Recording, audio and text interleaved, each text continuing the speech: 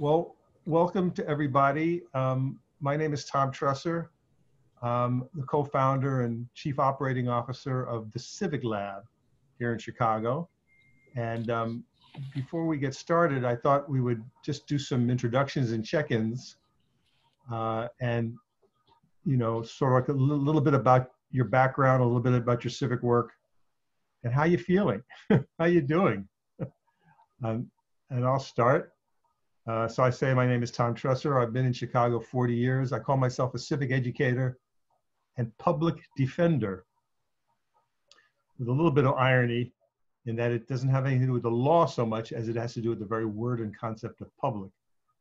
And oddly, or maybe not oddly, when I introduce myself that in public places here, everyone goes, yeah, we know exactly what you're talking about, because the public is under huge threat in this place.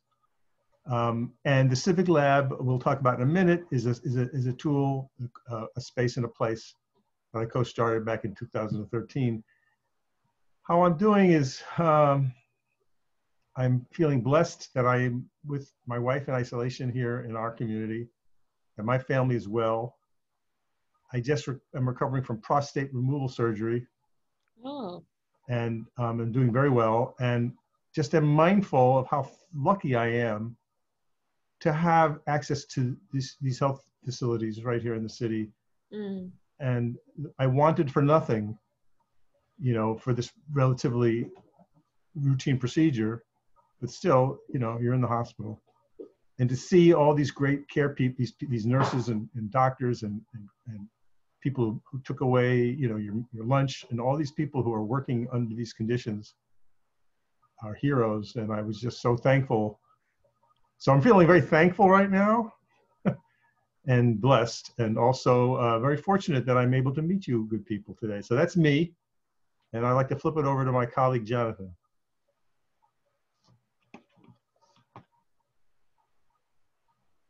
You're muted there.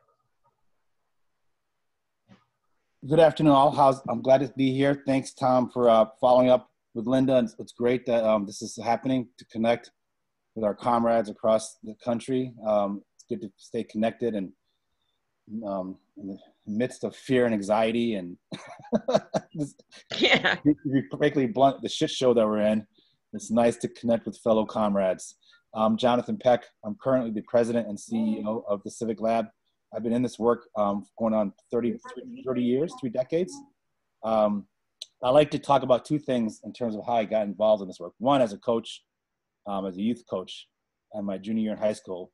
That to me was the beginning point of really getting in and working with young people through my varsity soccer team at Northfield, Mount Hermon. And then 2, my initial trips to Nicaragua and South Africa in the 90s. 92, I was in South Africa being trained by the ANC and the PAC on the ground. I do conduct youth organizing post-elections. And then my work in Nicaragua in the early 90s, shortly after the Contra War. And so those sort of 3 trifecta moments really propelled me into working in this field of work.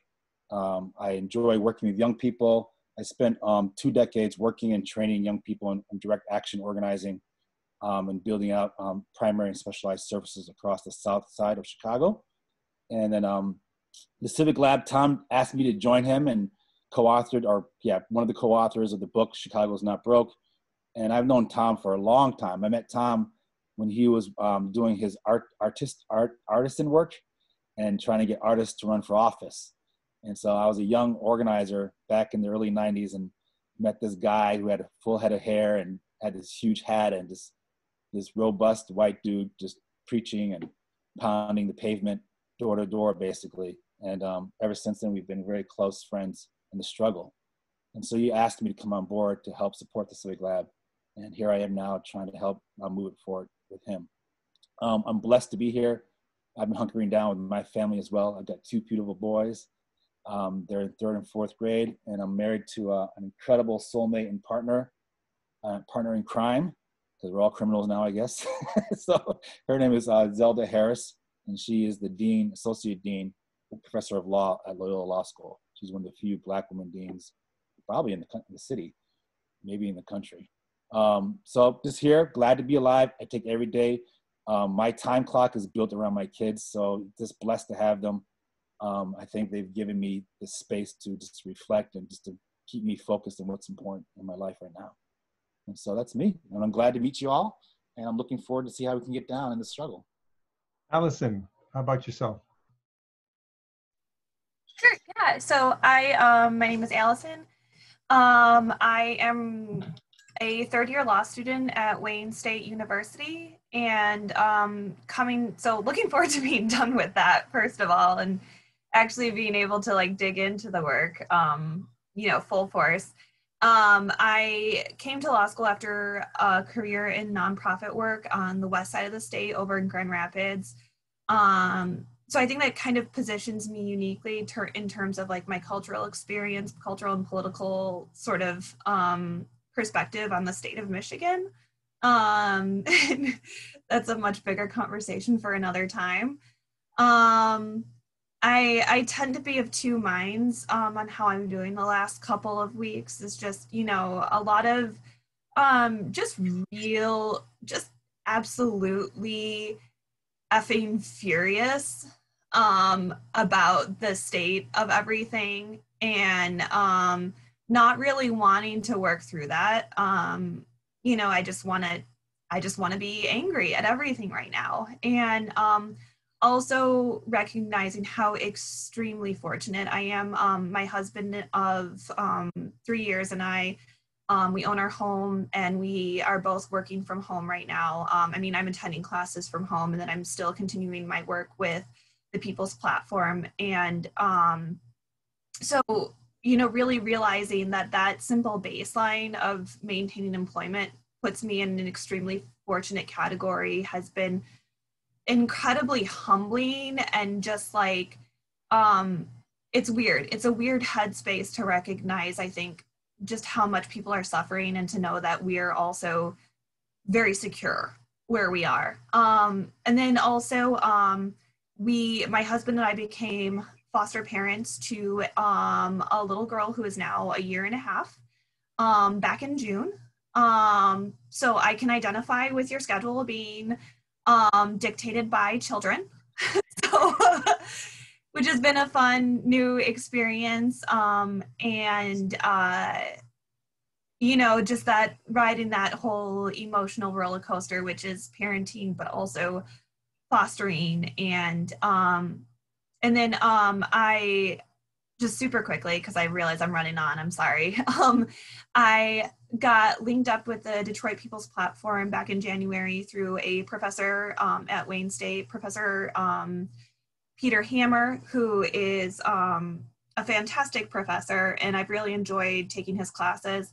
And he, introduced me to Linda. We met and chatted, and I started working there at the People's Platform, and I just learned so much. I have so much respect for Linda and Greg, because I think I've worked with you the most, and almost exclusively. So I feel very fortunate to be connected to the group as well. So Awesome. Thank you. Linda, would you care to share?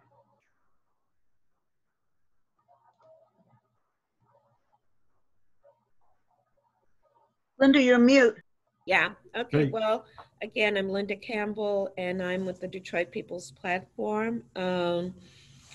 We are a team of about 7 organizers and policy advocates here in the city of Detroit, and we organize and do our work through a variety of relationships, including coalitions across the city and partnerships with various organizations that are close to and work with our constituents. And we describe our constituents as principally Black Detroiters, low-income Black Detroiters, longtime Detroiters. So we are a group that unapologetically focuses on the needs of majority Black Detroit.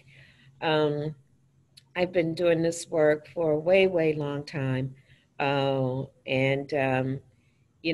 Learned a lot here in Detroit. I'm not a native Detroiter, but I came here when I was 22 years old when Coleman Young, just before his first election. So I like to tell people, although I'm from St. Louis, I grew up professionally in Detroit. I was raised by some brilliant Black folks who used to exercise a lot of power and pride in this fantastic city, and it has been very. I can't begin to tell you how heartbroken I am over what I've seen happen to this city over the past several decades. And so, you know, I have an oppositional personality since birth. So best way to exercise that is to organize and raise hell and push back against the status quo. So happy to meet with you guys. Thanks for being so responsive, and you know, we'll talk more as we move on. Awesome. Greg, what's going on with you? Just trying to unmute in more ways than one. Hi, everybody. Yeah, Greg Newsome. I do communications work for Detroit People's Platform. And Linda and I have been hanging out for over a decade now. Yeah. Yeah, and I too have an oppositional bent, and Linda and I have gotten along really well and have worked on many campaigns. I kind of so to share a little bit, I've always had a very extreme anti-corporate stance my entire life, and when we moved into the city. I returned to the city. I was born here in around 2008 or so. Kind of got a re-education about the way that corporations and had their, or were about to have their way with the city. And my partner and I, we have 3 kids, by the way, live on the east side. My partner and I started to engage more politically and kind of met folks like Linda and others and became radicalized. There was a thing called the U.S. Social Forum 10 years ago in Detroit here. That was a real big deal. For that too, yeah, and so that was an introduction to the work for me. And then, of course, it's just kind of been a downhill situation for the city of Detroit since, right? So we had emergency management, which is essentially state takeover, and then of course the forced bankruptcy, municipal bankruptcy, and since 2014 when that all went down, just this massive extraction of wealth, public wealth, to the private sector, and of the destruction of Black political power, right? And so. Been trying to work with Linda and others to engage in this and do what I can as a white guy resettling or holding space in a Black majority city and raising a family here and trying to work from a place of principle and ethics. So happy to be here and engage with the work, and interested to hear more about what y'all are doing in Chicago. Thanks. Lovely. Thank you. Tova. I'm torn because I know I need to keep it short so that we can move on to the substance of our meeting, but I'm very moved right now. I actually got teary listening to each one of you because it is so easy to despair and to feel tangled in anger and frustration and dread. And just seeing each one of you and hearing you speak about your commitment to freedom and decency and equity is very moving for me. And I think I really needed that. So sorry if that's out of place, but. Not at all. So I am a dual citizen of the US and Canada, which is relevant simply because I live in Canada, which was purely a footnote for me as really a Detroit-based activist and professional until, as y'all, I assume, know, the border was shut down and is indefinitely closed on account of the virus.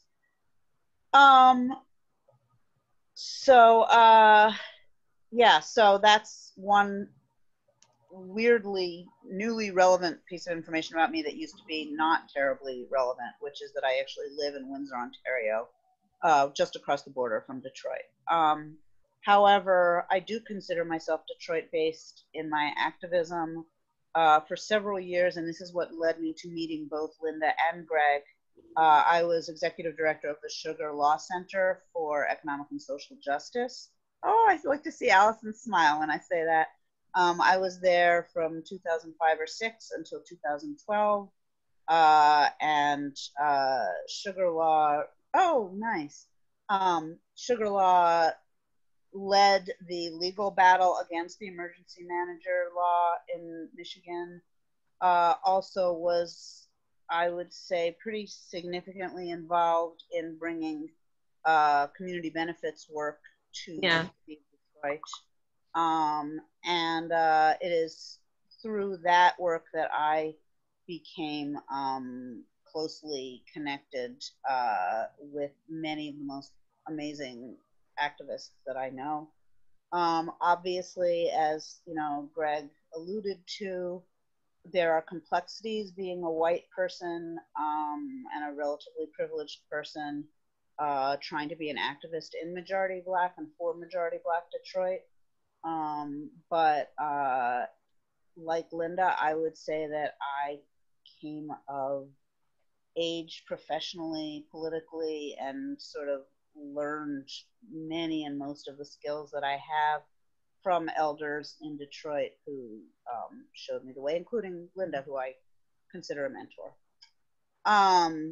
I, after leaving Sugar Law, was an independent consultant for a while, and then spent 5 years on the leadership team for a Jewish-led Palestinian human rights group. Thank you, Jonathan. That's exactly the right center. So I was with Mondoweiss for about 5 years, which, as I say, focuses on human rights in Palestine. But even during that time, thanks partly to Linda and other folks, I remained connected with the struggles in Detroit. And I left Mondoweiss in June of this year, specifically because I felt that I needed to return to working for US social justice causes because of, you know, the approach of fascism, or the acceleration of fascism, depending how you want to describe it. So I am grateful and fortunate that Linda chose to bring me on to do some work with People's Platform very part-time as sort of an additional resource to her awesome team. But she asked me to look into TIFs specifically as a potential campaign and sort of purchase point, not purchase in the sense of buying, but purchase in the sense of leverage point in fighting the, you know, the corporate takeover of the commons. And I have done a fair amount of research on that, but my conclusion, the more I looked into it, and thanks partly to Greg Leroy, who suggested that we speak with you, Tom, was that rather than try to reinvent the wheel, we really needed to go to the folks like you, and we're also talking to, we're hoping to speak to Molly Metzger in St. Louis, and potentially Professor Twyla Varner. I don't know if you know her. I know them both.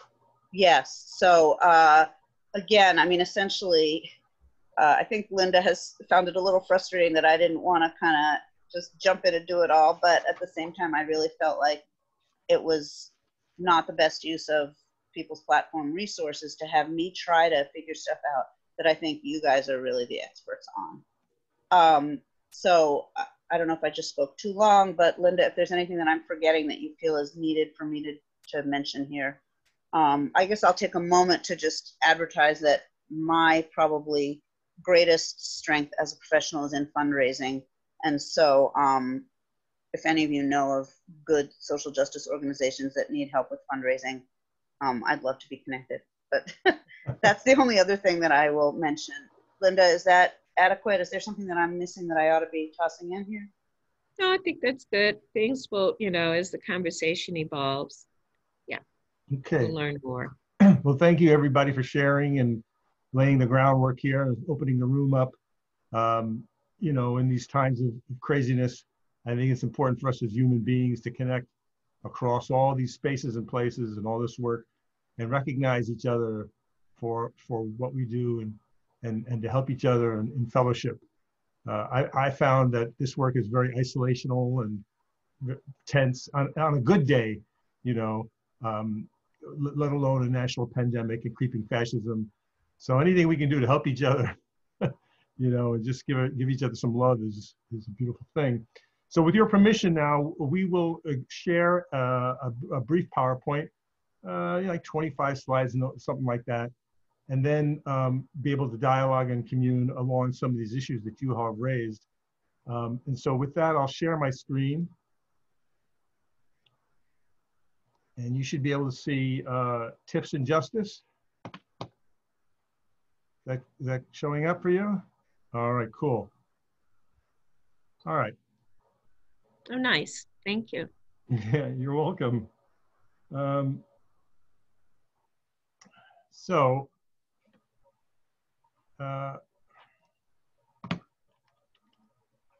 just get it to the next place here.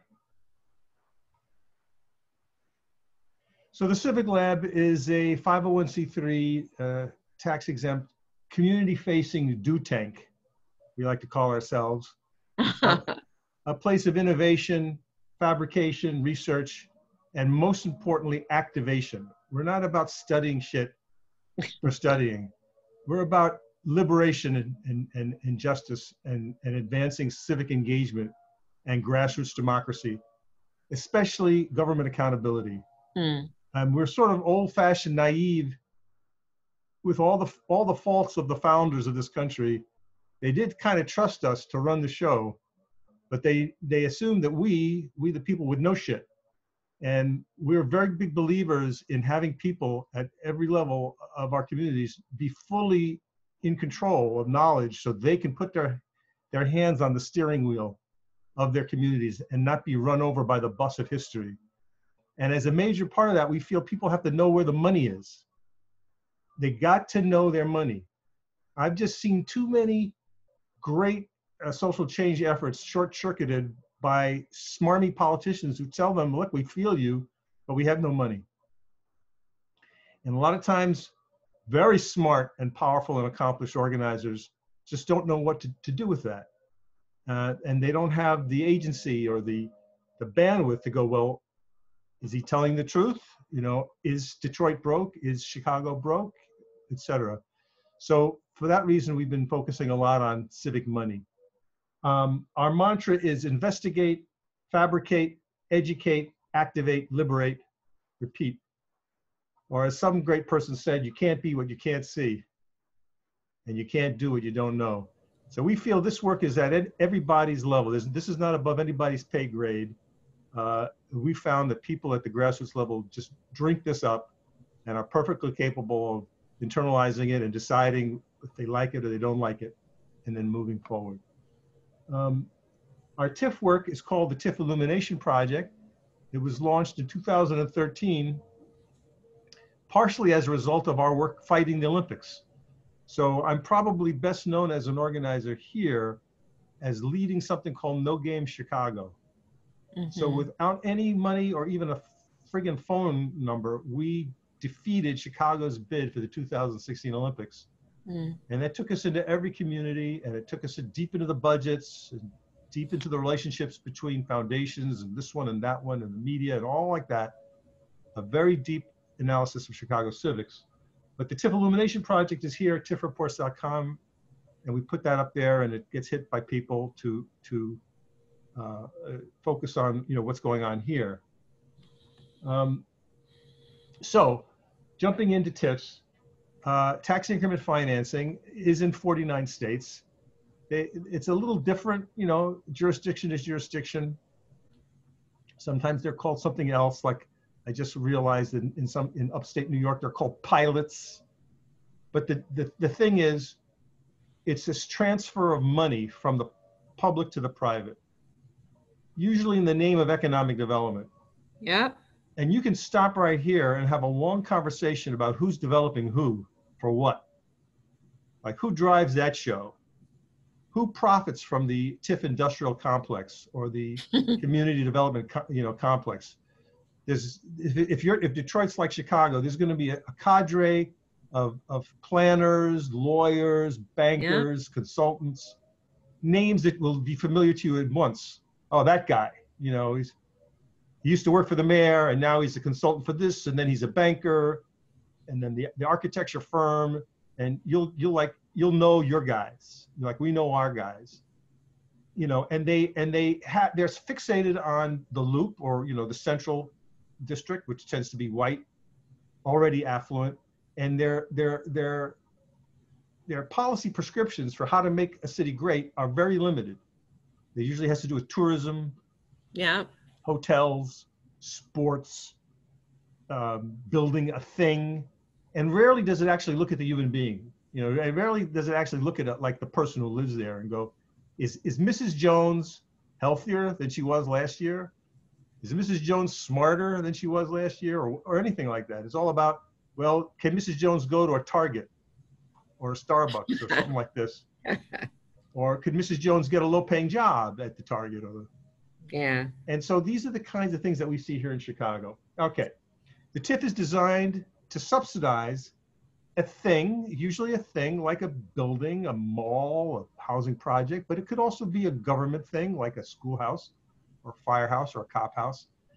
But it's designed to be done in a blighted area. Now, once again, comrades, I know we could stop there and go, who blighted who? What do you mean by that word? And in Chicago, it's certainly a loaded racial term with our history of racism, redlining, and God knows what, right up to the present day. So it's a little ironic, and I know we all get that we're using a tool designed by the blighters, if you want to say, that's supposed to undo blight. And it's ironic in the extreme, but nevertheless, that's what the law says. If you can prove your community is blighted, according to a little menu that I'm going to get to in a minute, congratulations. You can have a TIF, which means we can give some developer public money to do a thing, up to 30% of the budget. Yes, go ahead, Tova. I just wanted to toss in here what I think is relevant for you as you go forward with this. So in Detroit, the most notable TIF district is one that has been around for 45 years and has no obligation that I can see to demonstrate the justification or the rationale for any new projects. They have a essentially unaccountable board that makes its own decisions. And so just to say that all the evils you're describing, I think, are even more so in our world. What's it called? The Downtown Development Authority, the DDA. DDA. And I've been starting to collect information and do a power map at Linda's request. Linda, I don't know if you had a chance to look at, but you may have noticed that I sent a set of biographies of the folks on the board.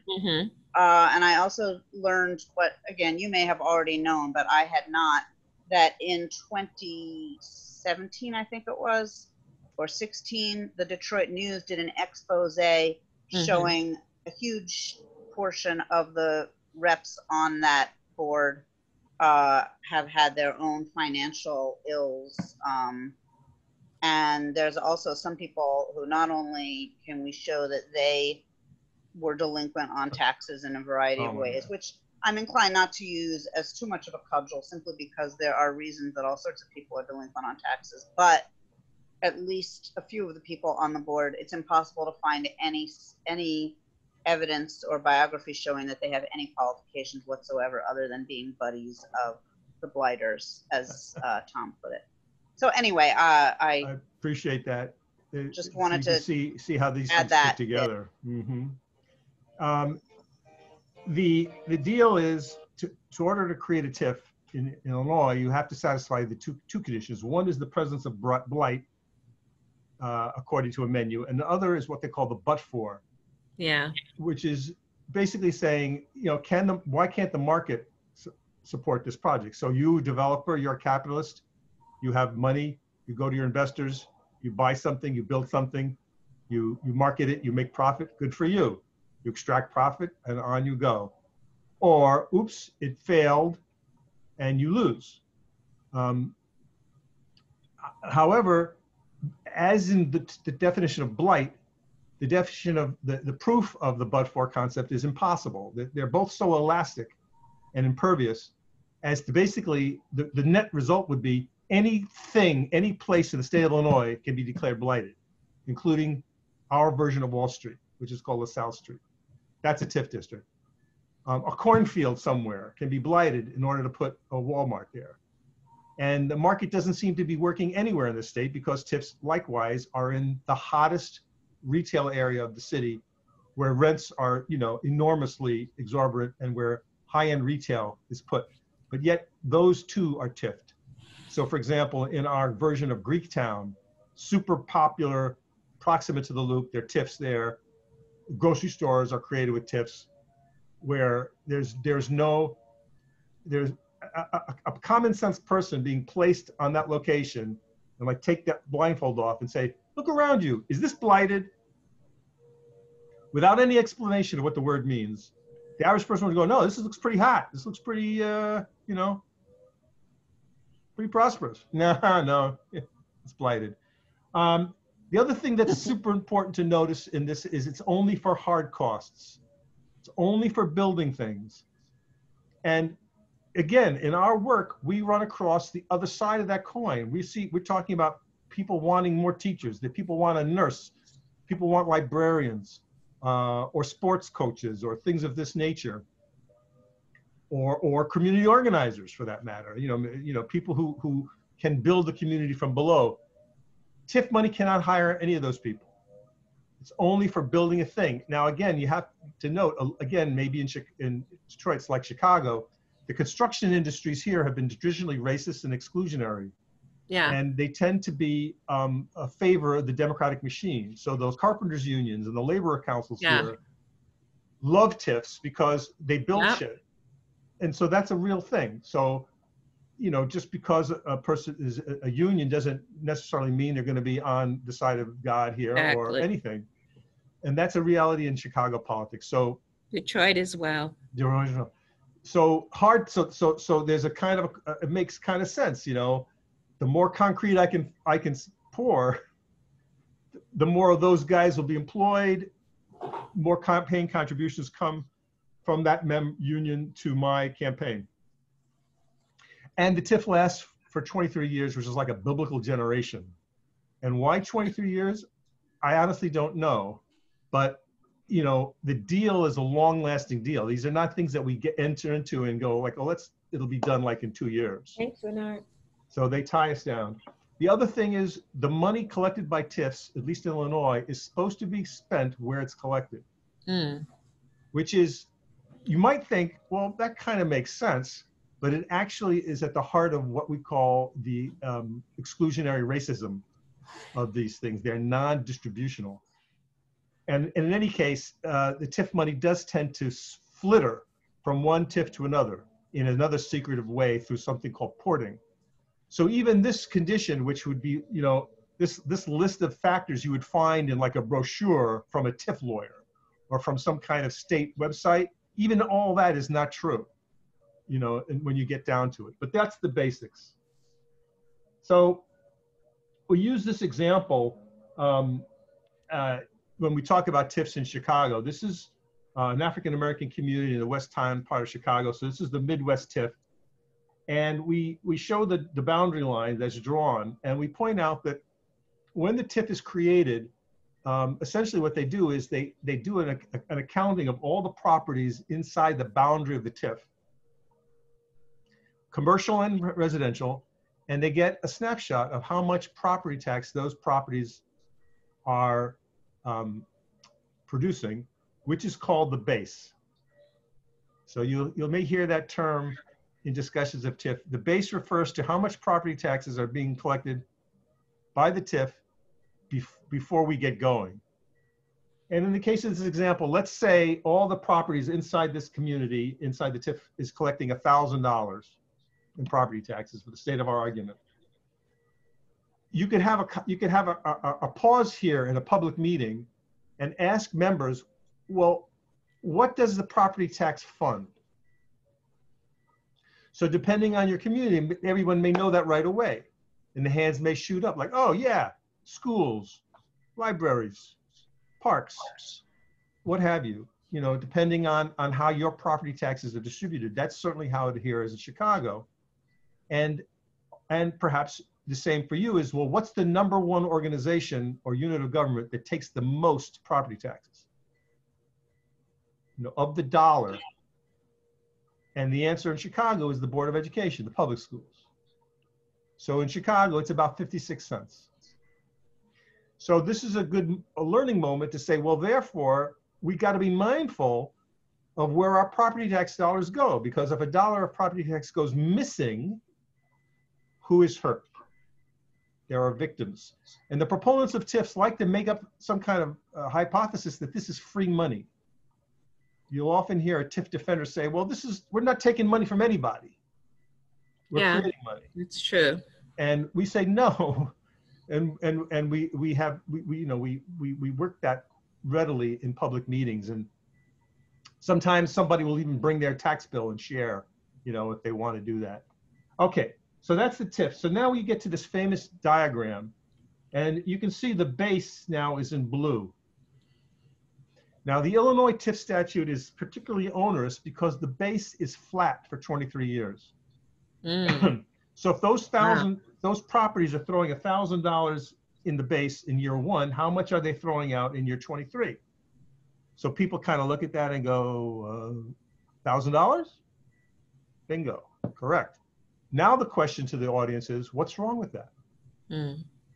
So people can go, well, I don't know, you know. So you can prompt by saying, well, is the loaf of bread going to be the same 23 years from now? Is a box of chalk, right? Basketball, you know, what? Nothing's going to be the same. So that right away is an issue for us in Illinois. All right, so then we say, okay, let's take a look at here at this little increment. Let's say now it's 5 years into the TIF. And instead of $1,000 being collected by the TIF, it's now $1,500. And then you can use a flip chart, you know, or some other way to demonstrate that. The delta between the line where I got the cursor and the flat, the delta is 1,500 minus 1,000. So the difference is $500, right? You with me? So that's the increment. We're talking about the increment over the base. So we're saying that $1,000 that we were collecting back in year zero, that's still flowing to the units of government that we just discussed. But this $500, that is going into the TIF piggy bank. And the same thing every year. This operation is continued. Every year they're doing the same snapshot. How much money is in the TIF district through either new construction or simply increase in the value. So you have a vacant lot where they put up an 8 flat. That's all new. 100% of that property tax is being captured by the TIF. You have an increase in property value from 1,000 to 2,000 just because things are going well in that community. All that goes into the TIF, and so on for 23 years, each and every year. The other way we talk about it is this. The money, the base in blue is on the books. So for those people in your world who are good government gurus and just kind of like, you know, the League of Women Voter types and academic-y folks who just like good process, this is an important point because as flawed as the budgeting process is in a city like Chicago, at least it's public. At least there's a place where you can penetrate it and have your say. And in our case, the mayor is going to put her budget out this month for 2021. There'll be some public hearings and opportunities.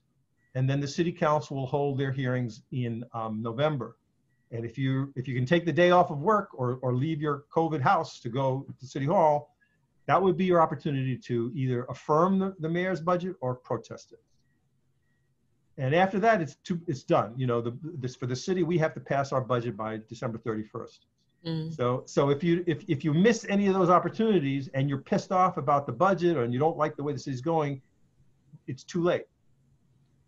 So how soon can you penetrate a budget discussion and go, oh, we don't like the way this is going. You're not spending enough on housing, or you're spending too much on this, or where's the childhood disease prevention program? That's gone. What happened to it? You know, for us, we only have a few weeks to get in there. But as flawed as it is, at least it's there. This TIF stuff is not even public. It is off the books, as we say. Or we say that money is for the mayor to spend. It's for her. In our case, we have a female mayor. It's for her to decide where to go. And as I say, here are the units of government in the city of Chicago. So public schools get 56 cents of that tax dollar. The city of Chicago, 18 cents, and down the line. So there are a lot of losers here when a dollar goes missing, as you can see. All right, here are some of the features of TIF criteria. If you can prove age, obsolescence, etc. And you might say those are reasonable, except when they made the business district a TIF, they looked at cracked sidewalks. Said, oh, that's no good. Or they looked at an office building and said, well, it's only 70% occupied. And that fits the letter of the law. You know, that a TIF can happen in a very affluent neighborhood that's got high rises and skyscrapers, et cetera. So this is Chicago now. You can see County of Cook on the right, the city on the left. We have 140 active TIF districts in the city and another 304 in the County of Cook, for a total of 444 across 90 municipalities. So that tells you that you've got allies in places maybe you didn't think you had if you're interrogating TIFs. Before you become critical of them, before you arrive at whatever your position is, you certainly have a common fight with other municipalities just to get the basic numbers. Like, how many TIFs are there in Wayne County? I'm gonna tell you right now, nobody knows. There's no place for you to go to get that answer. That's a huge public platform. That's a huge thing to editorialize and to protest on and demands like, why can't we know? It's our money. It's so simple, and yet they shudder. When you start making those demands, you start seeing their sphincters tighten. So in Cook County, we got a lot of TIFs, as you can see. And like the Frankenstein monster, you know, that was supposedly created to serve, you know, don't worry, I got him under control. You know, he bursts his chains, he trashes the town, he breaks the scientists in half, he sets the place on fire. Oops, oh well. He got away from us, didn't he? So there's 140 TIFs in Chicago. They took $684 million in property taxes off the table through those little triangles, 140 little triangles. That's a lot of money. Yeah. You know, I mean, Chicago's a big city. You know, the corporate budget's $10 billion. You know, you put that compared to the corporate budget, that's a lot of money. And all told, since TIFs came to Chicago under Mayor Howell Washington, $10 billion gone missing. And we've been trying to track as much of that as we can. And it's a great rallying cry. It's like, where did that money go? If our city's in such bad shape today, what would have happened if we had that money? If that money had not gone missing? Yeah. If the people had proper use of it, would we be better off today? Would it, you know, it's a lot to conjure with, and it's certainly true for us in Chicago. I can tell you that. And it's part of our political history here. So here's the history of the number of TIFs since TIFs started. And the thing that Chicagoans will know right away when they look at a graph like this is that when TIFs started over here to really take off in 1989, that is the election of Mayor Richard M. Daley, or Richard Daley II, if you want to call him that. The son of Richard J. Daley. The king. The king, the son of the king, the prince. So someone inside Richard M. Daley's shop understood this TIF thing very well, and it exploded, almost a 45-degree angle. And honestly, it is our opinion and our analysis that this is the secret sauce behind the Chicago Machine 2.0, or sometimes referred to as the pinstripe patronage machine, which we could talk about if you want to later. But you can just see the rise in numbers in revenue. Now, Rahm Emanuel comes in, who's an investment banker and a privatizer, comes in 2011, and he starts to take them down. But then the revenue keeps rising post recession. So that's the Chicago story. But the number one thing that we do at the CivicLab for this work is look at the balance sheet every year and reveal how much money is sitting in the TIF accounts. Mm. And so if the number of TIFs isn't known, it's going to be hard to get this number. So because the Illinois reporting is robust, all TIFs must report to the state comptroller. Every TIF in Illinois has the same kind of reports, about 35 pages, with a balance sheet and details and a little map and all that kind of stuff. And that all stuff is parked on the state comptroller's website for 2 or 3 years. So if you go to the Illinois comptroller's website now, you can look up by municipality and see the TIFs for like 17, 18, and 19, but no further. If you go to the City of Chicago's website, you'll see all the TIF reports parked there back to 2002. But like I said, they started in 1986, so there's 15 years of missing data, right? So we hear a lot of talk about transparency. I don't know if your people, your mayor, they throw around that word a lot, government 2.0, everything is on the line, web, access to data, all that kind of language. This is not transparent. This is anything but. And the data is so massive. I defy anyone, like with a PhD in economics and data visualization, I defy them to go to any of these websites and try to discern what the frick is happening, especially at the local level. And that's what we do. But this is the biggest number that we do. The CivicLab releases this number every year. And as you can see, at the end of 2019, it was $1.8 billion. So that's how much property taxes were sitting in the bank accounts. So you have a million questions like, well, is it earning interest? And, what banks? Can we not have that money now? Why does it have to sit there? On and on. And Illinois, since TIFs came here back in 1981, it's almost $22 billion. Oh, wow. So the same thing for the state of Illinois. We have a very aggressive income tax, so we're really retrograde here. But imagine, again, you could say the same thing. If Illinois, collectively, if all the municipalities across the state of Illinois, 559 municipalities, had not been plagued by TIFs, that would be $22 billion more in aggregate would have been in the public budgets. Mm. Since whatever that is, 30 years or so.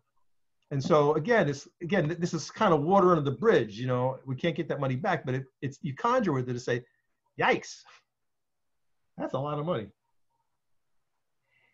Now for Michigan, I spent a little time trying to find out how bad you guys have it, and interestingly, we don't know. I talked to a number of scholars. And the bottom line is there is no place to go to find out how many TIFs there are in the state of Michigan. And that is a huge opportunity for organizing. And I don't know what, if you got a Democratic governor now, I think. Whatever your political situation is, and however things are trending for this election cycle, you know, even at the local state rep and state senate races, having a set of demands around transparency and being forthcoming at the state level, I would put you in cahoots with even libertarians and more right-wingy think tanks who don't like crony capitalism. It would put you in cahoots with the teachers unions and AFSCME and the Association of Elected School Board Officials, with the Association of School Board Finance Officers, PTAs, League of Women Voters. You would have so many allies to say Michigan is like, gets a F. We fail you, Michigan, in your transparency in this key public thing. This is our money. It's unacceptable. We need to know simply how many bad boys are there? How long have they been around? Blah, blah, blah. How much money are they pulling? And it should be very easy to do. What one scholar told me is that he went to the office in Lansing where there's one guy sitting at a desk, you know, like with a quill pen, you know, trying to sort through all these documents coming in from all the municipalities across Michigan. One guy gives him like a spreadsheet. Another guy gives him some file cards in a shoebox. And some people are reporting properly using the designated forms. And this one guy's like, it's hopeless. The net result is they are in violation. Yes, Tova. Can I ask if you can put in the chat or something who it was that you spoke to? Because I've been trying to reach out to folks. And yeah, I too have been hearing, no, there's not a lot available, but not in that kind of detail that you have. So I'm sure. Really, it would be great to get those names. I probably will just gather up all our notes and email you guys afterwards. That would be great. You'll have more questions, I'm sure.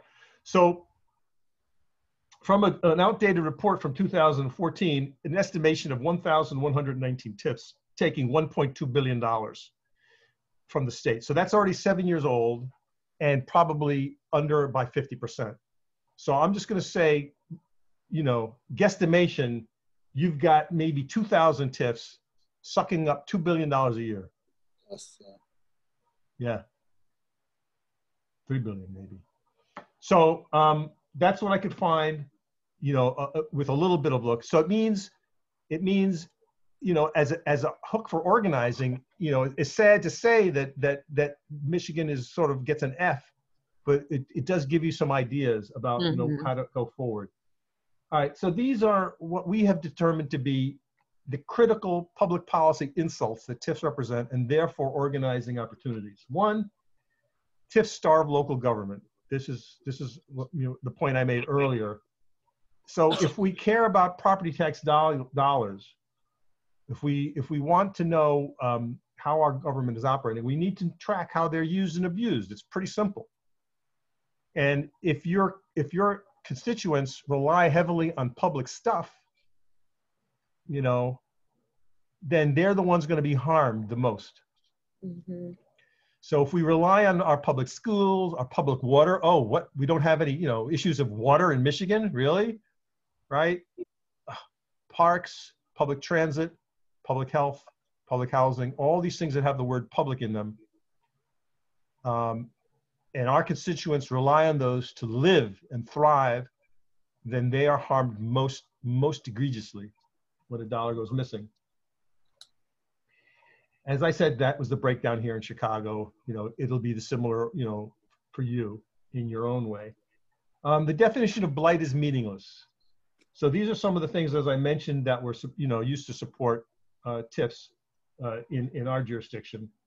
You know, PepsiCo's headquarters in the West Loop got $11 million in TIFs.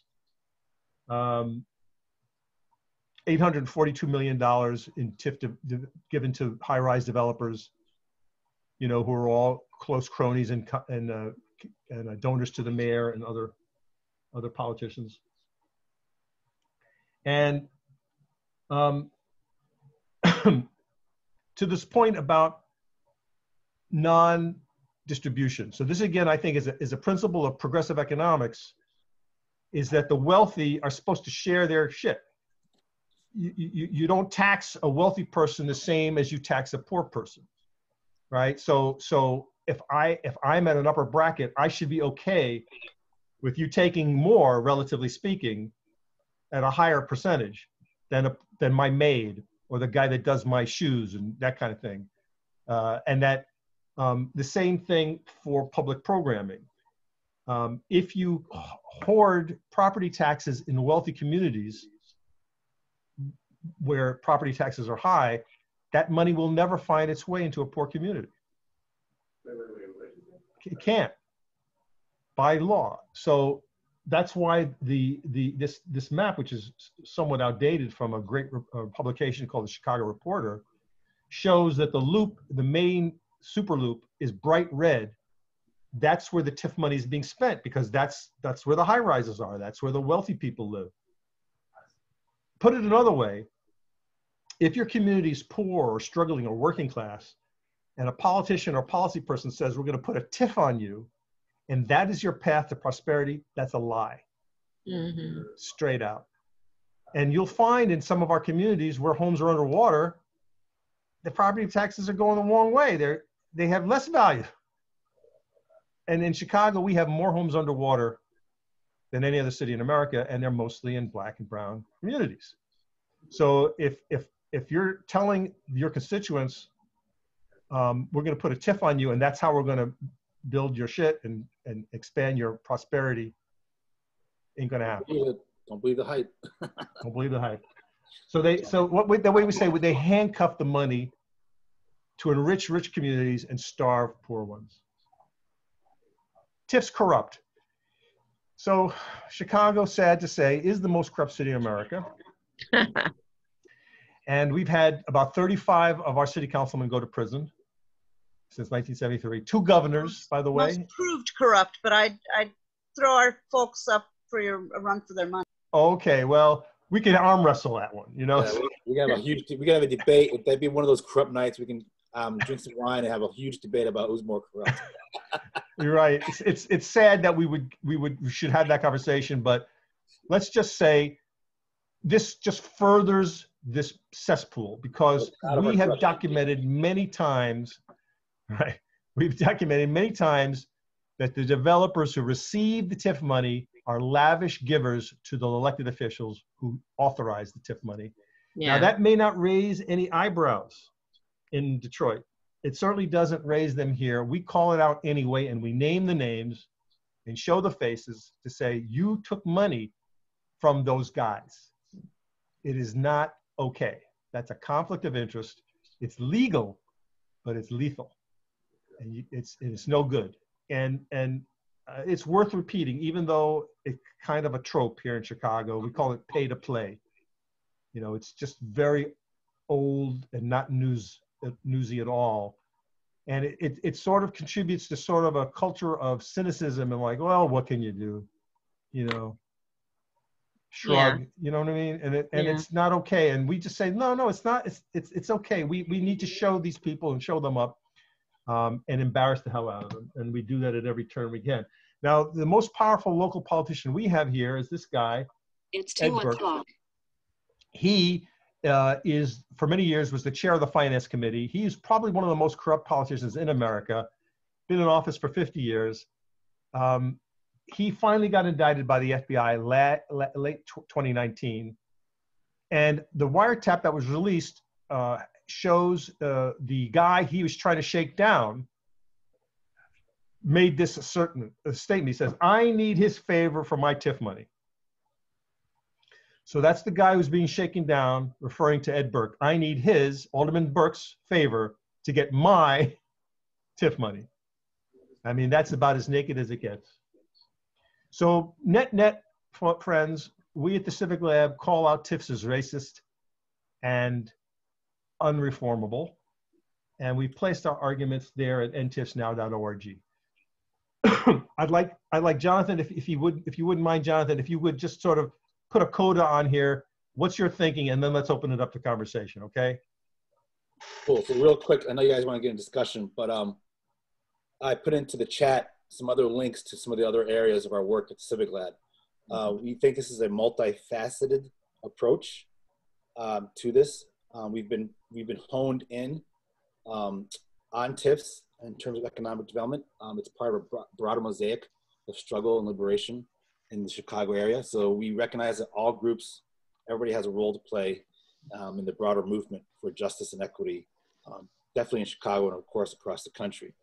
And so what we've done is we've tooled up, we've launched a couple of years ago our Power Institute as a direct response to our constituents.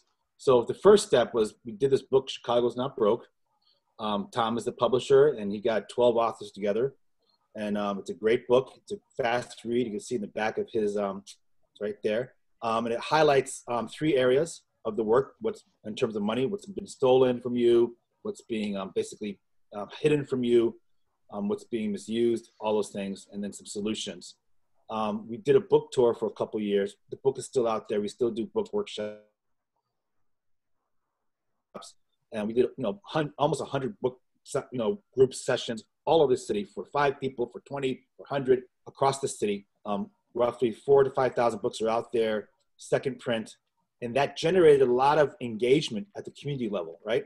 Across the city, and practically every ward in at least 60 neighborhoods. There's 77 neighborhoods technically in Chicago. And so the outcome of that was twofold. One, we began to educate individuals, ordinary citizens who are looking at their decimation of their public infrastructure, right?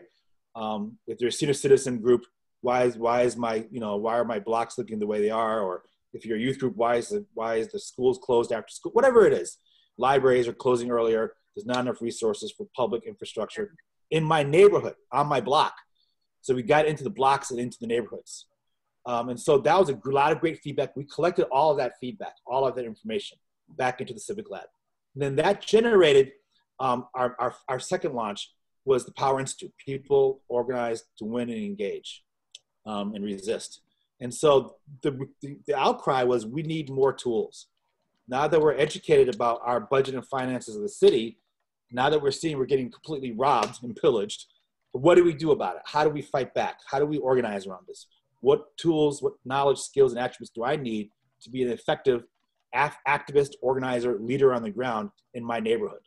And so the Power Institute was launched in tandem with an effort to increase women of color in electoral politics a couple of years ago. And so we partnered with a few groups and we launched the Power Institute. And since we've done it, we've trained over 1,500 people across the city of Chicago and Northwest Indiana in baseline knowledge, KSAs, knowledge, skills, and attributes, and key areas that we think, based on our experience, you have to have if you want to be able to make social change, make change in your community. So baseline 101 organizing, right? What is community organizing? What is an organizer? What are those baseline fundamental skills that I need to hone and train in to be an effective citizen, right? An effective community member. Grassroots campaigning, both electoral and non-electoral. Can I run for office? If I want to run for office, what do I need? How do I become a candidate? What are the ABC blocks for grassroots campaigning? The history of Chicago, the CivicLab, and this comes from my experience and Tom's, but we believe before you do any organizing, you have to know the context, right? We got too many people coming to our neighborhoods from Harvard and Yale and from all parts of the country saying this is how you're supposed to organize and fight violence, and it's becoming a mess. And so context is everything when it comes to organizing, particularly if you're doing direct action organizing or institutional style organizing. So we do a history 101 of Chicago. Is there a history 101 of Detroit? And that's the first thing we tell people is take that course.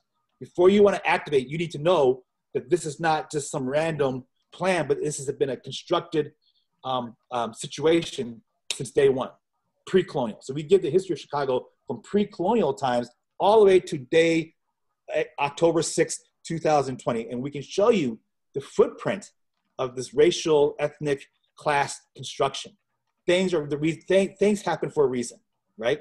And then we talk about, and we have a whole lot of offerings from privatization, budget and finance, TIF 101. And so our Power Institute is right there. It's a hub for people to get the skills they need to go to the next level in terms of their own struggle. We're not about turf here. We're providing everybody the information, education, and action.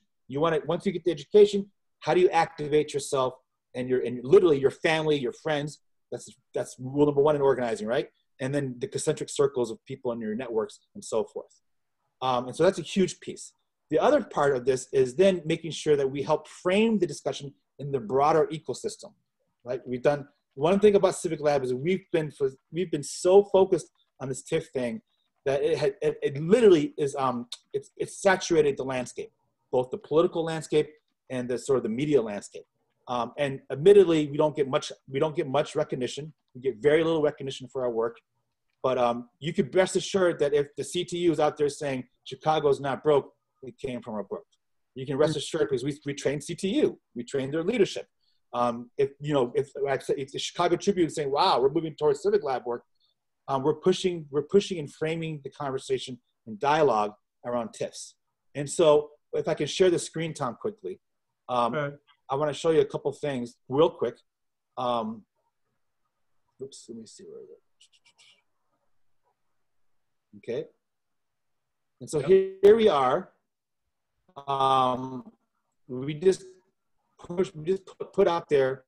We just published sort of a bridge handbook around TIFs, and the whole focus is reframing it within the context of human rights. And so, you know, from our experience, we're obviously human rights internationalists. We look through all the local work through an international global lens, and we have been utilizing the United Nations Declarations of Rights, not just for CivicLab, but in past lives, both Tom and I, right? The Olympics, fighting for justice on the ground in terms of criminalization of young people. So what we've done is we have constructed a new framework, or reframing this as that this is not just the end TIFs, but this is our fundamental right to develop. We have the right to development. All communities, all peoples across the globe have the right to development, to develop their own families, their own communities, without any barriers, right? Perceived economic, social, political barriers. And so, in a sense, we're in the process of sort of shifting, pivoting, not just from an end TIFs, but to what do we want instead of, right? We know what TIFs are. We know that they are horrible. It's a horrible tool. It's a racist tool. We know we need to end them, but what are we fighting for? And so, in a sense, we're fighting for a comprehensive right to development. This is a handbook that we sent out several months ago during the COVID pandemic. And so that's really what we're doing. And so the result of our reframing is Tom is constantly asserting himself into the media ecosystem with publishing articles and interviews on radio, WN. We've done a couple podcasts, I believe that's what they're called, shows for the grassroots media. And so we're constantly putting hits out there, targeted hits, focusing on a couple things. One, mainstream media is one thing. But what we've done recently is start focusing on neighborhood news, right? Local, regional platforms that are in the neighborhood. So this is the Gazette Chicago. And in this, I sent the article to you.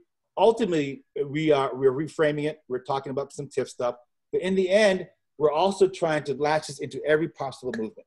And so one of our calls is reparations. We support reparations across the country, but we also look at this as an opportunity to say we want the city of Chicago to take the $10 billion, right, stolen from Black and brown neighborhoods, now that we have information, and to put it back into the Black and brown neighborhoods who are hit the hardest by COVID-19 and generally and have a legacy of being decimated.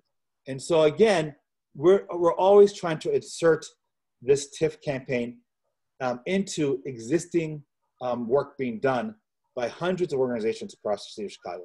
And it is actually reaping what we're sowing. We are actually seeing major platforms being launched by other alliances and partnerships using our information, our educational information, and really digging into our TIF work. And so that's really what we've done with the TIF piece. And at the same time, we know that we're broader than that. We're really about building the capacity of people to continue to fight in a protracted way. This is not just a one-time hit, but we want to make sure that you're tooled up, armed up with as much information, as much knowledge, and as much skills and attributes that you can have to be able to sustain yourself and your struggle going forward. And that's where we're at. And so we recognize we have a role in the broader movement, and we've kind of created our niche, and we've been really drilling deep into that niche. and it has so far served us pretty well so far in our work. I think that's it. Thank you. Yeah, and then you can see the Gazette. You can see this is coming from Chicago Sun-Times. This is a huge hit in August 2020. A lot of this is recent, right? It's taken a few years to convince mainstream media about this. So this is Chicago Sun-Times in August, right? Saying, oh, well, we're leaning towards CivicLab now. Shit's getting real out here. Where are the resources, right? Mm-hmm. And then, of course, even Illinois policy, this is from 2017, statewide. You can see, and they're highlighted there completely from the beginning, their title about they're not delivering their promises. And so that's where we're at in terms of Nice. CivicLab. Thank you. Great. Yeah, the floor is open. I was actually just, you can't tell because I had a lousy connection, but I was wiggling my fingers to say awesome, amazing, wow. I mean, I'm sure I have questions, but I'm going to hold back and see what Linda and Greg want first. How much? And Allison, sorry, Allison. I had bookmarked this just for an hour because we were new meeting and didn't know, how you guys would feel about it. How much time do we have? I'm good. So it's at your discretion, Linda and your people. I'm fine. I'd say about another half an hour. That's fine. Is that okay, Jonathan? What's that? I might have to jump off to pick the kids up, but yeah, we're good. Okay, about half an hour. Okay, all right. Okay, Allison and Greg. Okay, so Tova. Okay, all right. So let's open it up. This is. How about reactions? Initial reactions and observations. Why don't we do a round robin from all five of you, just to give you all each a chance to sort of reflect and take it in a little. I liked it because it has kind of like a popular education feel to it, which is something that we're trying to lean more into in terms of our work here at the People's Platform. It was accessible information. It raised some questions for me, that we'll sort of noodle on in terms of a direction for our research here in Detroit. But I think it's a model, definitely, the presentation of how we could think about, getting this information out in our among our partners here in Detroit. Yeah.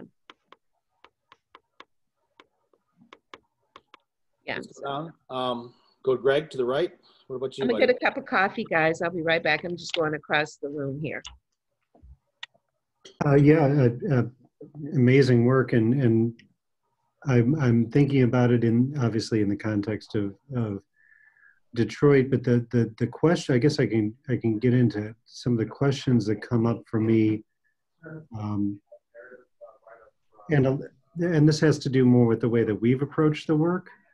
But a lot of our campaign work is based not so much on we're always critical of TIFs, right? But where we end up going is targeting either the individual companies that are seeking public assistance and are using, and some of them using TIFs, I guess some of them not. But I was interested in learning about any campaign work that you had done with specific targets, maybe different development processes, because it seemed like a lot of the things that you just shared were generalized campaigns about raising awareness of TIFs and whatnot. And I think that, and maybe that's a telling observation there, is the fact that you all have done a lot as far as, like Linda was saying, popular education around what a TIF is, whereas our work has been more Ford's using all this money. Right. Dan Gilbert and Quicken Loans are using this money, or this money held in the down. So we are much more finger pointy at particular targets as opposed to more of a general education. The primary targets have been the mayor, and it is the mayor and the city council. And we have, through our editorials, targeted them in sort of our media outreach strategy. And so we've actually met with a couple aldermen already behind the scenes.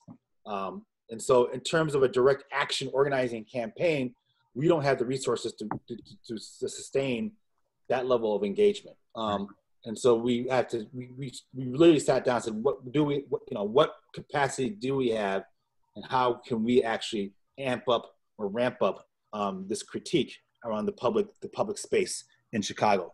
We're not an AFL-CIO. We're just me and Tom. We have both combined 70 years of organizing experience. So I'm familiar with direct action work in Chicago, and there's enough groups in the city that we are partnering with or influencing to be able to take this forward. But we have stated that our primary targets are the mayor and City Hall. Yeah, I'd say that there are groups that are very finger pointy and do the dramatic thing, like the Golden Toilet campaign of the Grassroots Collaborative, that is designed to embarrass one specific TIF holder, but it doesn't raise the level of understanding. That doesn't structurally get people angry. It gets people angry at a bad transaction, a bad subsidy of a particular deal. And in some cases, and very rarely, sometimes the recipient of the TIF money is embarrassed and they return the money.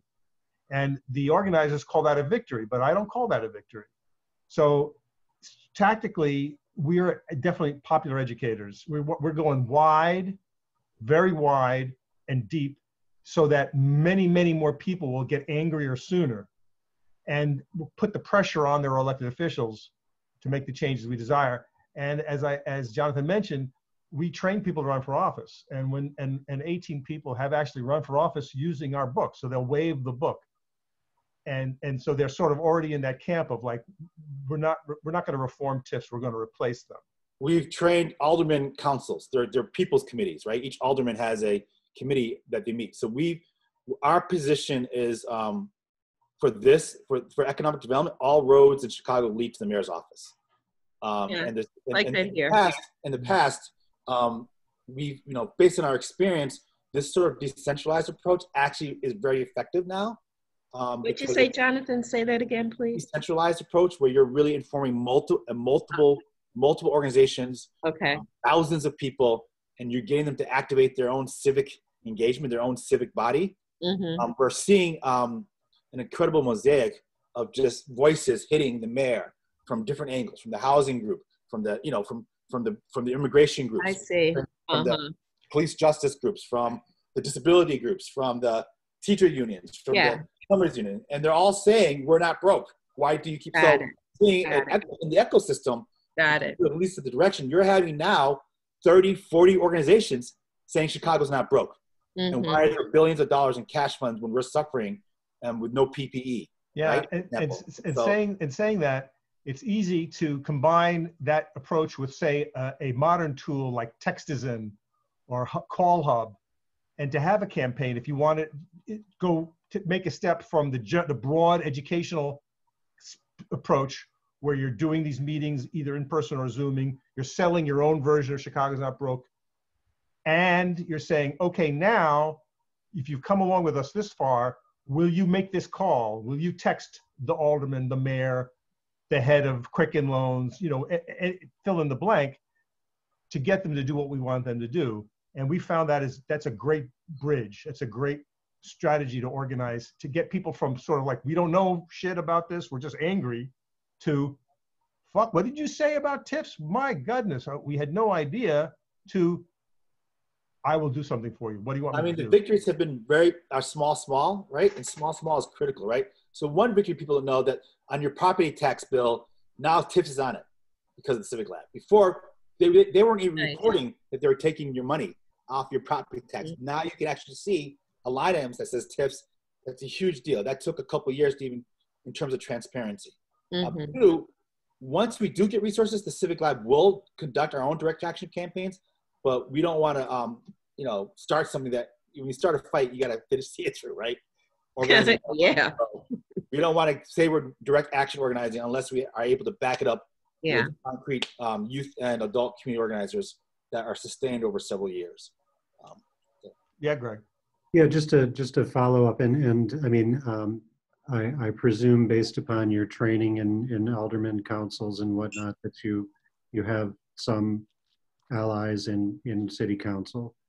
I mean, there's two camps. There's the progressive relative. I would say there's emerging allies. A whole slew of progressive Black and brown and white aldermen have been just elected to council. So there's a sort of a socialist bloc, a progressive bloc, but that's relative. Well, how, relative to who? How many aldermen are on the council? I don't know how. Yeah, 50. We have 50 aldermen, 50 wards. You have 50 aldermen? 50 wards, 50 aldermen. And so there are some emerging allies, potentially allies. But again, we've had those conversations with maybe 2 or 3 aldermen who we think could be great allies. We haven't, to be fair, haven't done the work to really cultivate, you nurture and cultivate your allies. So that's work that is sort of, again, would be attached to more of a concrete direct action campaign. So I'd say that there's, of the 50, we have 11 that are members of the Progressive Caucus, and 7 are a member of the Democratic Socialist Caucus. So there's an overlap between the Democratic Socialists and the Progressives. But even they have not come out with a platform of abolishing TIFs. Yeah. That is not writ. That is not, no ordinance has been put forth. But I should say that even with the local politics, even in the sort of the reformy side of city council, when they tried to do an ordinance a few years ago to just audit the TIFs, not even talking about doing away with them, that got put into the rules committee where it languished. It's the third rail of Chicago politics. So it's very good material to think about and strategize with your allies about, do we go down a political road? Do we do candidate forums? I mean, do you do the broad-based organizing first so that people are revolted by this? And then you get citizen councils to come up with their own platforms, knowing that at some point you want an abolished TIF litmus test. So that to your next city council elections, do you have something in place where a candidate's position on TIFs will be the difference between electing and not electing? That's our long-term goal, frankly. And we're sort of, as Jonathan said, we're sort of on the road there. Yeah, Tova. So I want to say I really appreciate the ways that both of you speak very candidly about the broad impact you're having, but also about the limitations on your capacity and what you have and have not been able to undertake. I find that super helpful. I think as activists, the more we can be candid about that, the more we can build useful and lasting work. So thank you. I also have, I guess, a very specific, one piece of information and one specific question. So Detroit has 7 council districts. So, and 2 at large. 2 at large, yes. But a 9-person council is a very different beast, very different picture than 50. And so I think that's awesome that you guys have these smaller, more accountable, at least in theory, potentially more accountable offices. But the thing that I've been puzzling over, and partly as I've been trying to work on sort of drawing a power map and thinking about who potential allies might be, there's a class of, at this point, heavily African-American, although not exclusively, professionals in Detroit who have built their careers on community development and who in many ways are progressive in their politics, but who I see as potentially torn at best on whether they could join any kind of resistance to TIFs, because I think that a lot of times their organization's budgets and their recognition and audiences with power mongers are based on accepting not only TIFs, but the full sort of structure that community development is said to rely on. Wow. You have hit upon such a deep thing here. There is a tight cadre of nonprofit practitioners in Chicago who are closely monitored and controlled by conservative funders here. We have a few large funders. And the whole thing is to prescribe civic imagination and to force, as you say, often African-American nonprofit and community practitioners to accept a bad deal because they're going to get a little something off the table. They'll get a little grant. They'll get some blessing from the power structure. So we do have a huge problem with that. And Jonathan and I have discussed this at length over the years. And part of our realpolitik answer is, well, we're just going to bypass them. We're never going to get the Urban League on our side. We're never going to get the guys who do the rehab work. In Chicago, it's called the Neighborhood Rehab Council. These are the people who take shitty buildings or abandoned buildings or problematic buildings and use the low-income housing tax credit, which is a separate conversation, usually problematic, because they're too invested.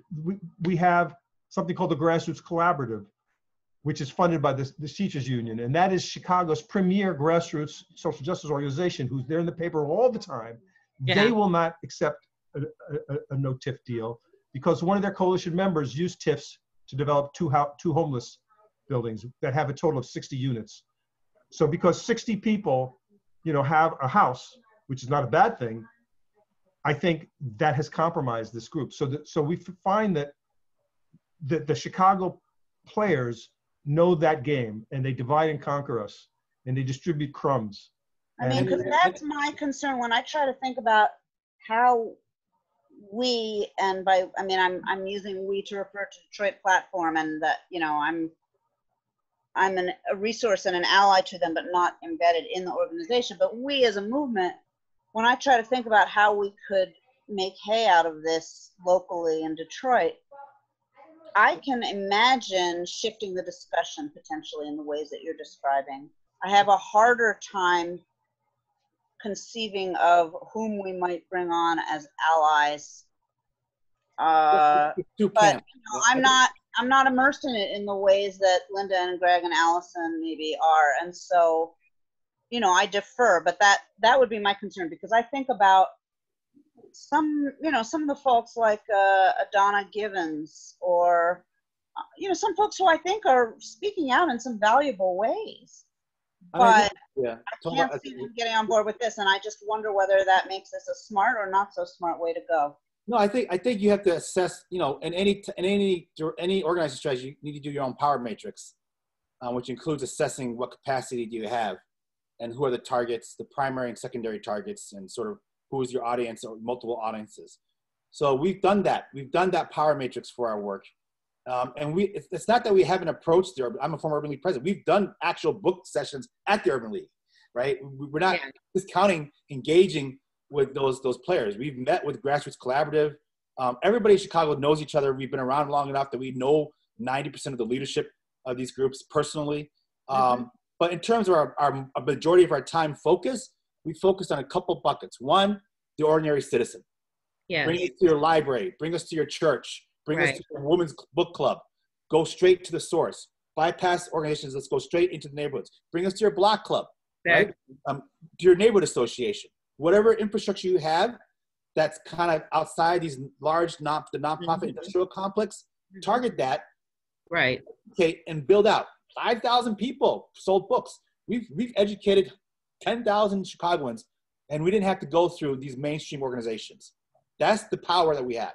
So people are recognizing that. How the heck did you get to those people when the Rainbow Push Coalition, you can only get to, how are you doing it? So we go straight to the source. We know our background. We go straight to the libraries. We go straight to our networks, and we go straight into the neighborhoods. Two, target issue-based organizations that are more progressive, right? For us, for example, we work with Pilsen Alliance. It's a very progressive, sort of left-leaning immigration group in Pilsen. So we look at it, we map out our neighborhoods, our city, and we find out, okay, what are the leading issues? Who are those groups that are more grassroots, more willing to take a risk, are angry, have a different type of constituent base, aren't necessarily completely in the pocket of the mayor or of the power structure? Let's make some phone calls. I know so-and-so, right? So you really have to map out legitimately these buckets and say, okay, and put it over a time and say, in the next 3 months, we're going to focus on educating 500 citizens, and we're going to target these 8 organizations who we know are angry, they're pissed off, Their basic people are suffering in pandemic. They're not being heard by the machine, Detroit machine. So they may get some resources from funders, but they're hungry, they're passionate. Grassroots organizations, smaller groups, are generally more hungry, right? Are more passionate and are more willing to take a risk in terms of what information they're receiving. Exactly. And the third piece is offer something that they need. It's a classic return of investment strategy.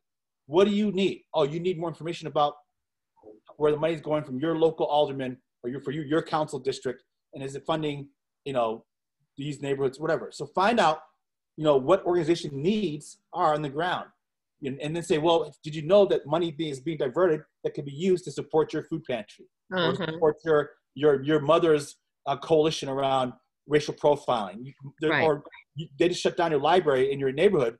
Did you know that there's actually money there? And we can show you how to ask the right questions and highlight where that money is.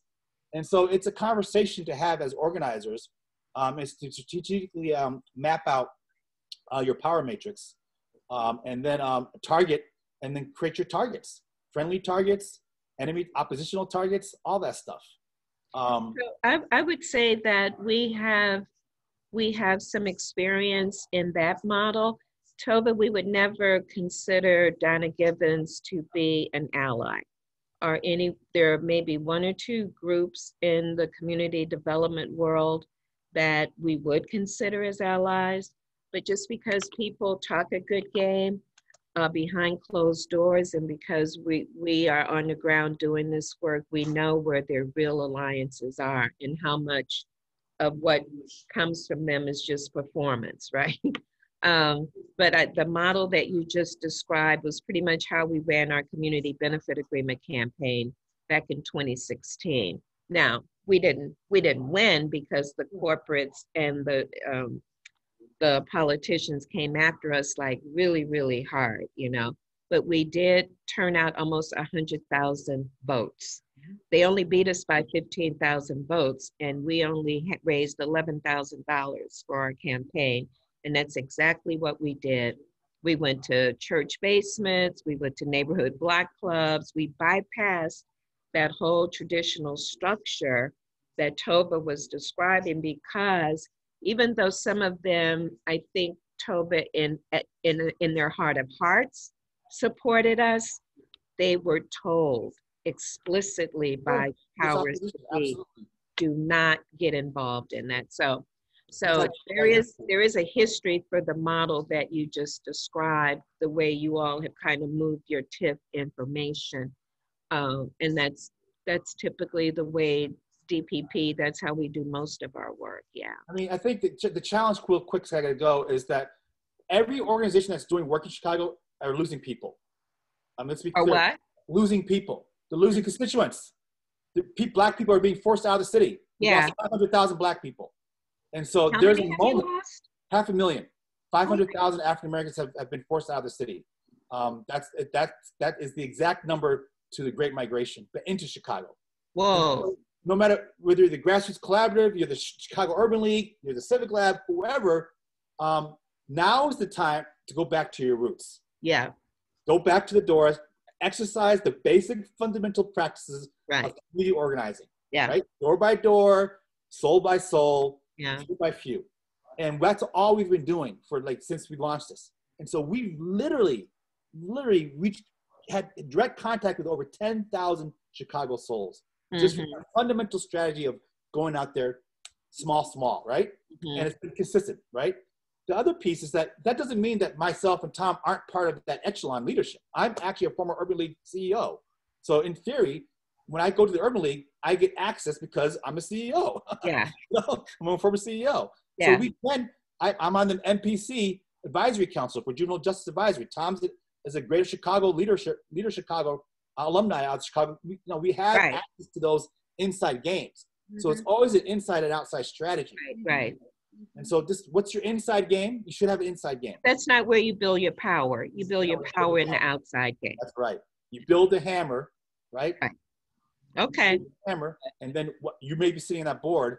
I was on the police accountability board for the mayor's office. So I had all the information about law enforcement. So you siphon off intelligence. Right. right? No, literally, you do. You're collecting Yeah. intelligence from the inside game, and you're using that to help. You're actually utilizing that information to support your outside game and building an effective hammer to hammer the system. So I mean, I have two extremely practical questions because I know you're leaving, Jonathan. So my first question, because I want to get it out there before Jonathan has to walk out the door, is when and how we might follow up on this. And my second question is which of your materials might be Creative Commons or stuff that we could use in some form or format, even if it was adapted. And if the answer is none, I trust that we can develop our own because I've seen Greg's work. But those are my two practical questions. You're muted, Tom. I would propose that, I'll send you all links to the materials I mentioned, first of all, as a follow-up. Then you guys meditate and stew. If there's an alliance that we can affect with one another, that we might be technical assistance providers to the platform, we would like to engage with you in that way, over some period of time to help you absorb, cogitate, fabricate, which is what the CivicLab is all about. So if you have a chance to meditate on these materials, and if you give us a sense of what you might need, we could actually perhaps send you a proposal for some sort of engagement. I was going to say now, just to be transparent, we do accept foundation money. That's fine. I was going to say, but we're also pretty transparent about how we use the money. That's fine. Okay. We everything we do is on the books for public inspection.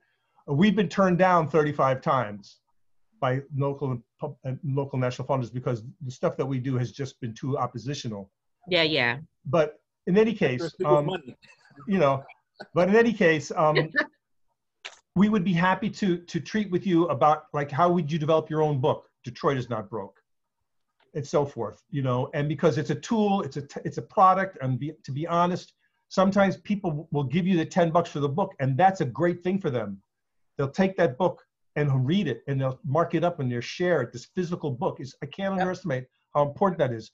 And frankly, it privileges us, the authors, to speak out in a way like, oh, you're the author of the book. You know what I mean? And we like that. So like America likes that kind of thing. So why not have your own people be privileged in that way to speak from their experience and be authors? And then they can teach off of it. And so now you have a product line, if you want to call it that. And so we're not shy about that. We're thinking about the second and third books even. So we can have a dialogue, I think, if you have a chance to meditate on this conversation, and we should come back together perhaps in a couple of weeks I have a coalition, our CBA coalition. This work falls under our citywide CBA coalition. And we've been sort of noodling on the whole TIF piece for a while. So definitely want to share this with that group. It's about 20-some groups from across the city. Some will be interested, some not so much. But we definitely intend to do some follow-up on this. So. Okay, cool. Okay. Yeah, so the idea is that, you can do an online book club for your organizations. The book is cheap. Go to Amazon, purchase it, and we can actually take you through Chicago's Not Broke 101. And the reason why we do that is that that's the big picture. It's like, here's the buckets that you need to be following, right? How much is police corruption costing us? How much is being stolen by how much is it being captured in the financial district? Those type of things. So we have the capacity to do online training and workshops. It's in the chat on all these areas. We've sent that up there.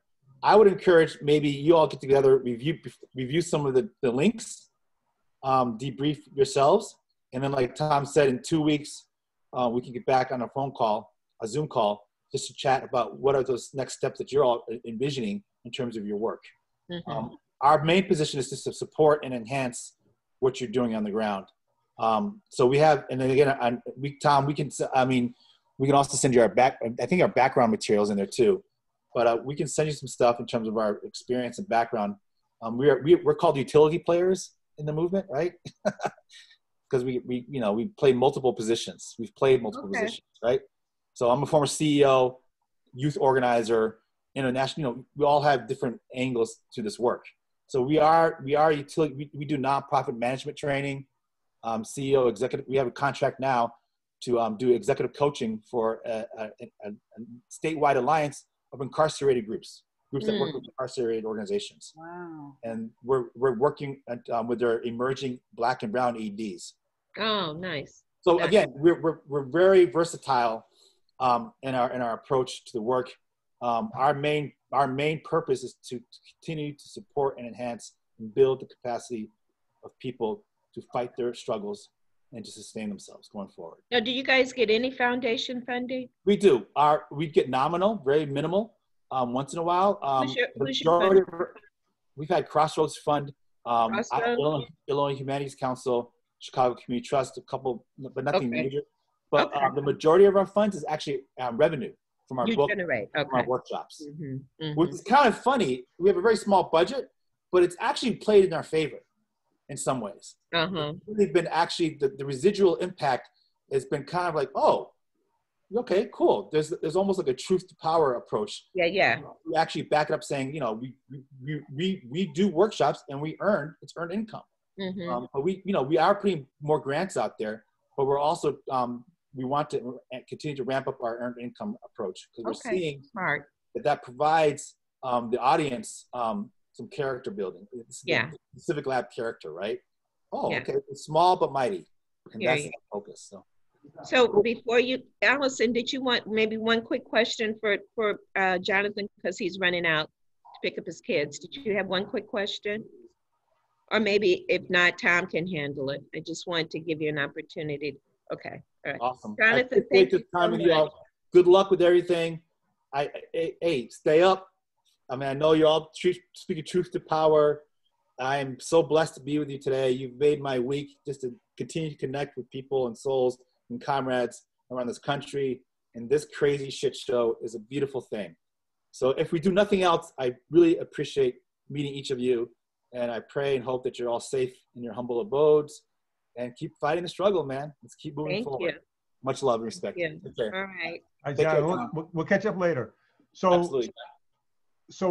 As I said, my to-do list will be to review these notes and send you all a follow-up email by the end of the day with the links and these references that I mentioned, including I'll send you the PowerPoint deck.